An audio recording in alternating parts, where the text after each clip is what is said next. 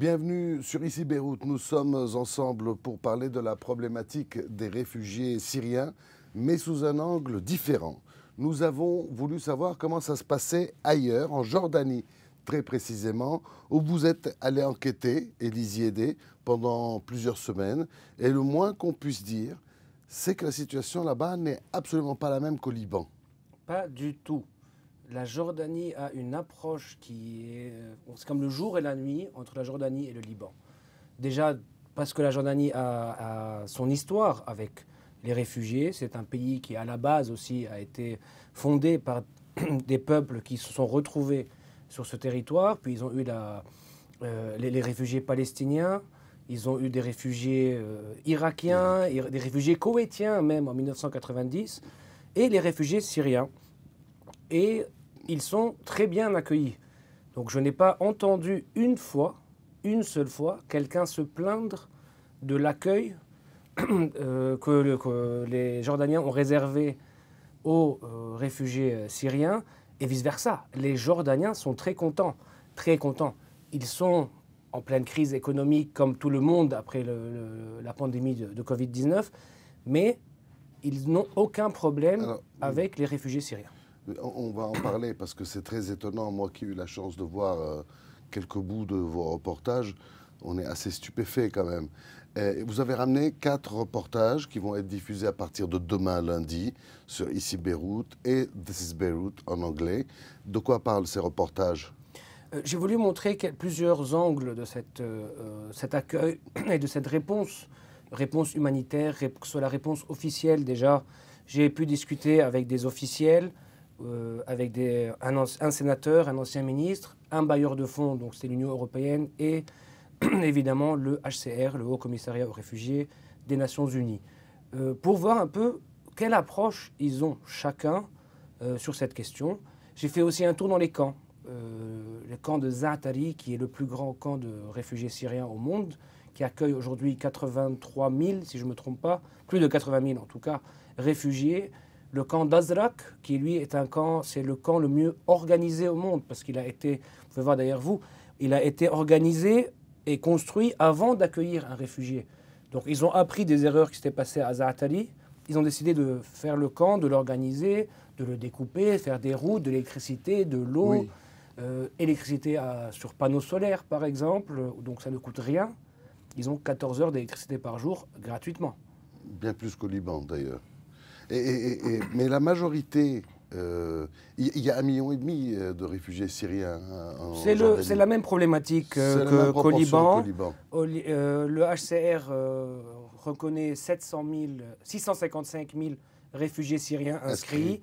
Le gouvernement considère qu'il y a 1,5 million de Syriens présents sur le territoire. Mais c'est-à-dire que l'immense majorité des réfugiés syriens ne vivent pas dans les camps. Pas du tout. Il y a à peu près 100 000, 110 000 Syriens dans les camps, et le reste vit avec la population locale. Alors quand on voit vos reportages, on se demande, mais pourquoi cette différence avec le Liban ?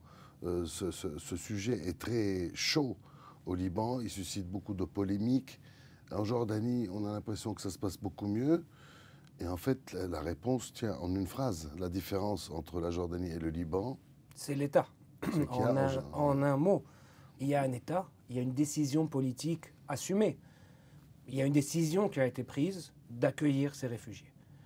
Il y a une décision qui a été prise de faire quelque chose, déjà, contrairement au gouvernement libanais qui sont succédés, gouvernement Miati en 2011 jusqu'au gouvernement Miati aujourd'hui.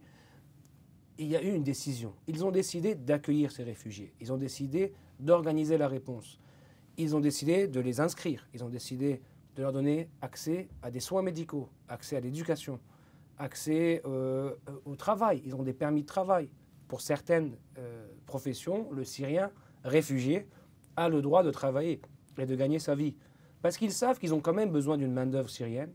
Ils savent que ces personnes sont présentes dans... Il y a même parfois l'inverse. Il y a des Syriens qui créent des commerces qui emploient des Jordaniens. Effectivement. Voilà, j'ai rencontré... je suis parti dans un village qui s'appelle Ash-Shajara, qui est à la frontière avec la province de Daraa en Syrie, où ils sont très contents. Il y a 30 000 habitants locaux jordaniens et 30 000 Syriens. et ils vivent en parfaite harmonie. Il n'y a aucun problème. Il y a des Syriens qui ont investi le vendeur de pâtisserie en plein milieu de la place du village. C'est un Syrien qui a employé des Jordaniens. Alors, c'est un extrait qu'on a choisi, que vous avez choisi. C'est précisément dans ce village d'Ashajara, le témoignage d'un des notables.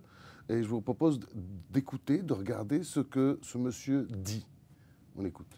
الناس الطيبين اللي بنعرفهم نعهدهم كان في نسب سابق كان في نسب بيننا وفي علاقات وطيدة ولكن الآن صار نسب حتى نسب صار عندنا بيننا وبينهم بأي ديوان بأي تعليلي وأصبحوا يشاركونا أفراحنا ونشاركهم أفراحهم أصلا ما جمل وما زين أفراحنا إلا وجودهم عاشر القومة 40 يوم بتصير منهم كيف 12 سنة إحنا الآن بطلنا نقدر نستغني عنهم أصبحوا جزء من حياتنا. Voilà, alors c'est édifiant quand même comme témoignage. C'est juste devant la caméra ou c'est comme ça? Non, même en off. Même en off, même dans les discussions, ils ont su profiter de cette présence massive, mais une présence qui est là, et ils ont fait avec. Ils n'ont pas fait l'autruche en se disant, bon, on va rien faire et ils vont partir. Ils savaient qu'ils allaient rester pendant une dizaine d'années ou plus. Ils ont donc décidé de s'organiser et d'en profiter. Il y a eu des investissements étrangers, peut-être pas assez selon les officiels, mais il y a eu des investissements. Dans les champs de panneaux solaires, par exemple, ce sont des champs qui vont rester, qui appartiennent à l'État maintenant, et ils vont rester.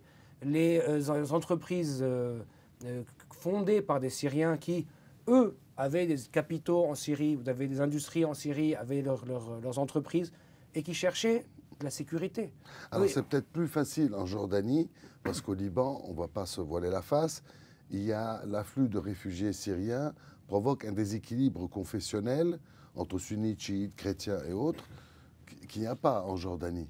C'est la même... Oui, ça peut aider. Effectivement, ça peut aider. Ce qui exacerbe la situation. Ça au Liban. exacerbe aussi, mais c'est un facteur au Liban. C'est un facteur facile. Parce qu'au final, même avant la guerre en Syrie, avant même la guerre au Liban en 1975, on avait une main-d'œuvre syrienne.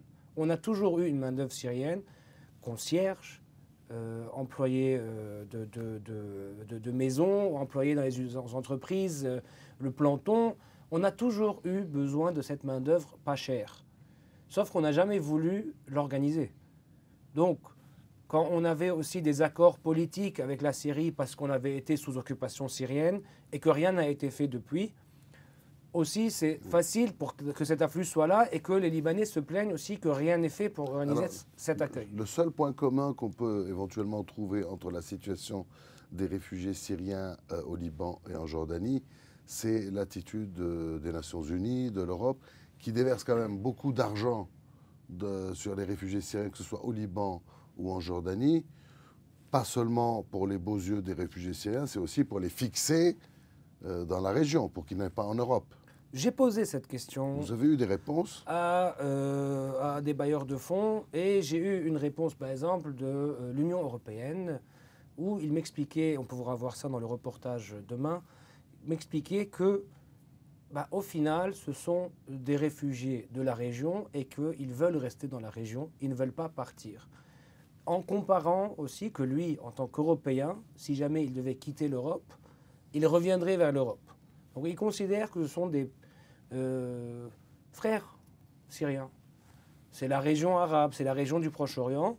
Et il demande aussi, lui et aussi le HCR implicitement, demande aussi que les pays du Golfe mettent un peu plus la main à la poche pour accueillir leurs frères arabes. Merci Elie. En tout cas, bravo pour cette série de reportages qui est remarquable et que Ici Beyrouth et This is Beyrouth commencent à publier à partir de ce lundi, de demain lundi. Merci beaucoup d'avoir pris le temps de passer dans le studio alors que vous n'avez pas quand même totalement peaufiné votre montage. Merci Marc et je souhaite aussi remercier nos collègues sur place, Youssef et Mohamed. Sans eux, je n'aurais pas pu... Les caméramans. Les fixeurs et techniciens sur place qui sont magnifiques en fait. Merci beaucoup, merci si vous me regardez. Oui, de toute façon, les images sont très belles et vous avez raison de les féliciter. Restez sur Ici Beyrouth. l'actualité au Liban, au Proche-Orient, au Moyen-Orient et dans le monde. C'est toute la journée, toute la soirée et toute la nuit.